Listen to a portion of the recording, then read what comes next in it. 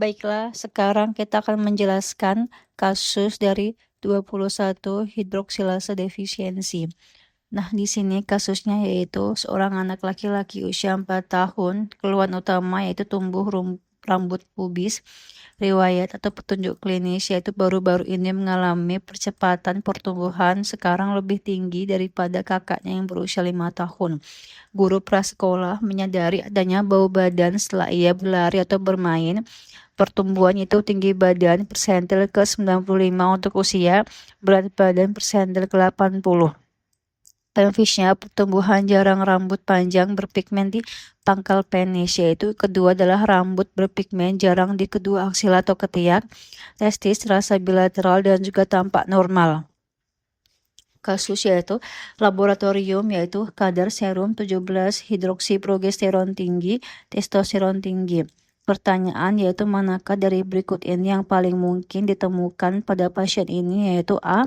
Hiperplasia korteks adrenal, B. Hiperplasia medula adrenal, C. Tumor sel Leydig, D. Adenoma hipofisis, E. Seminoma. Jawabannya itu adalah suatu A. Hiperplasia korteks adrenal. Penjelasan kasus yaitu kenapa defisiensi 21 hidroksilase yaitu paling sering pada congenital adrenal hiperplasia atau CAH menyebabkan 17 OHP tidak bisa diubah menjadi 11 deoksikortisol. Akibatnya kortisol menurun karena kortisol turun menyebabkan ACTH naik atau umpan balik negatif hilang. ACTH merangsang korteks adrenal terus-menerus sehingga terjadi hiperplasia korteks adrenal. Sisa bahan hormon dialihkan ke jalur androgen yaitu menyebabkan androgen meningkat atau testosteron meningkat. Cocok dengan kasus ini karena defisiensi 21 hidroksilase yaitu paling sering pada congenital adrenal hiperplasia atau CAH menyebabkan 17 OHP nggak bisa diubah menjadi 11 deoksikortisol. Akibatnya kortisol menurun. Karena kortisol turun menyebabkan ACTH naik yaitu umpan balik negatif hilang, ACTH merangsang korteks adrenal terus-menerus, terjadi hiperplasia korteks adrenal, sisa bahan hormon dialihkan ke jalur androgen menyebabkan androgen meningkat atau testosteron meningkat. Hafalan super singkat yaitu 17 21 hidroksilase defisiensi sama dengan 17 OHP meningkat, androgen meningkat, ACTH meningkat sehingga menyebabkan adrenal korteks hiperplasia plus virilisasi atau kortisol turun menyebabkan ACTH naik sehingga adrenal membesar. Bentuk klinis 21 hidroksilase defisiensi yaitu di sini satu klasik start wasting atau paling berat yaitu enzim hampir nggak ada, kortisol menurun plus aldosteron menurun yaitu adanya muntah, dehidrasi, hipotensi, hiponatremia, hiperkalemia, virilisasi.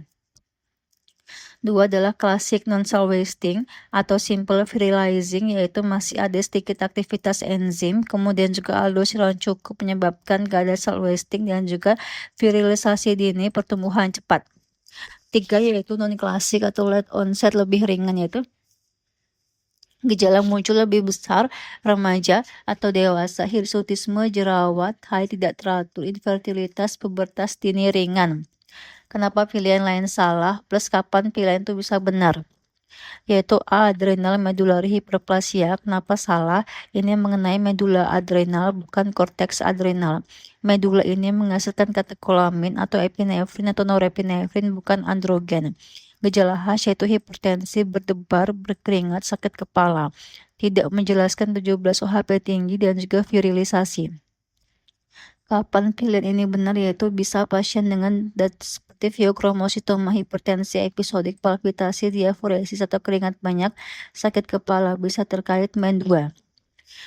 B, C yaitu Leydig cell tumor yaitu kenapa salah pada kasus ini tumor Leydig memang bisa bikin testosteron tinggi dan juga pubertas tinggi. Tapi biasanya ada masa testis, pembesaran testis atau testis asimetris. Pada kasus ini testis normal juga 17 OHP tinggi lebih mendukung CAH bukan tumor testis. Kapan benar yaitu anak laki-laki dengan pubertas dini, testis membesar atau asimetris, masa testis rabat, testosteron tinggi 17 OHP tidak meningkat. D yaitu pituitary adenoma. Kenapa salah? Adenoma hipofisis menghasilkan LH atau FSH bisa meningkatkan testosteron tapi tidak menyebabkan 17 OHP tinggi. Kalau adenoma menghasilkan ACTH atau Cushing disease, dominan gejala kelebihan kortisol yaitu obesity central, manifest striae, growth deceleration atau bukan growth spurt. Kasus ini justru kortisol rendah, relatif 17 OHP tinggi. Kapan bisa benar gonadotropin secreting adenoma? Dia itu jarang pubutasi sentral, biasanya testis membesar bilateral. ACTH adenoma yaitu gejalanya Cushing disease, yaitu adanya weight gain, hipertensi, striae, hiperglikemia. Yaitu seminoma. Kenapa salah? Yaitu seminoma paling sering pada remaja atau dewasa muda, bukan anak 4 tahun. Gejalanya itu adalah masa testis, biasanya nggak nyeri, tidak khas, menyebabkan virilisasi dini dan juga 17 OHP tinggi. Seminoma berasal dari gemsel, bukan penghasil androgen utama seperti adrenal atau Leydig. Kapan benar? Usia 15-40 tahun, benjolan testis, nggak nyeri, kadang peningkatan beta HCG tergantung subtype, tapi bukan pula CAH. Ini pembeda cepat yaitu 17 OHP tinggi plus virilisasi anak plus testis normal, pikir CAH atau 21 hidroksilase defisiensi. Testis massa atau testis membesar yaitu pikir tumor testis atau Leydig, seminoma, hipertensi plus palpitasi plus keringat, kita pikir adrenal medula atau pheochromocytoma. Cushing sign yaitu pikir ACTH pituitary adenoma.